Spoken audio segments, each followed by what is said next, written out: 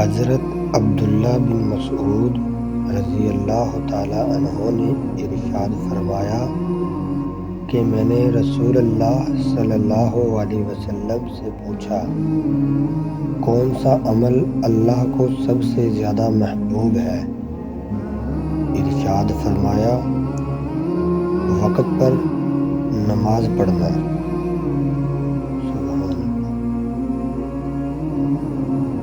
رسول اللہ صلی اللہ علیہ وسلم نے ارشاد فرمایا، قرآن پڑھا کرو، کیونکہ قیامت کے دن یہ اپنے پڑھنے والوں کے حق میں سفارشی بن کر آئے گا۔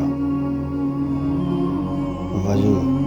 رسول اللہ صلی اللہ علیہ وسلم نے فرمایا، تم میں سے جو شخص بھی وضو کرے اور اپنے وضو کو پورا کرے، پھر یہ کہے، اشہد ان لا الہ الا اللہ وحدہ لا شریک لہ واشہد ان محمدا عبدہ ورسولہ، تو اس کے لیے جنت کے 8 دروازے کھول دیے جاتے ہیں، جس سے چاہے وہ داخل ہو جائے۔ کون سا صدقہ افضل ہے؟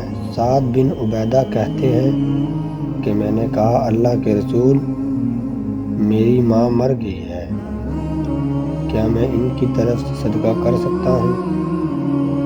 آپ صلی اللہ علیہ وسلم نے فرمایا، ہاں۔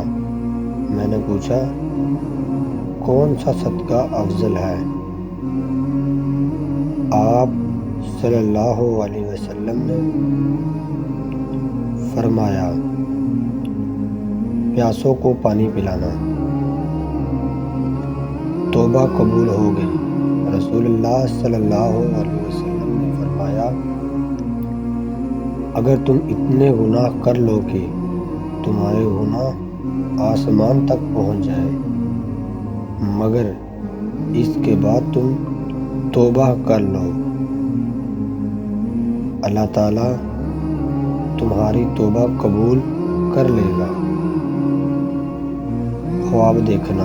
رسول اللہ صلی اللہ علیہ وسلم نے فرمایا، اچھا خواب اللہ کی طرف سے ہے اور برا خواب شیطان کی طرف سے ہے، اس لیے اگر کوئی برا اور ڈراؤنا خواب دیکھے تو بائیں طرف 3 بار تھوک کر شیطان کے سر سے اللہ کی پناہ مانگے، اس سے عمل شیطان سے کوئی نقصان نہ پہنچا سکے گا۔ توکل کیسا ہونا چاہیے؟ نبی کریم صلی اللہ علیہ وسلم نے فرمایا، اگر تم اللہ پر بھروسہ رکھو جیسے کہ بھروسہ کرنے کا حق ہے، تو تمہیں ایسا رزق دیا جائے گا جیسے پرندوں کو دیا جاتا ہے۔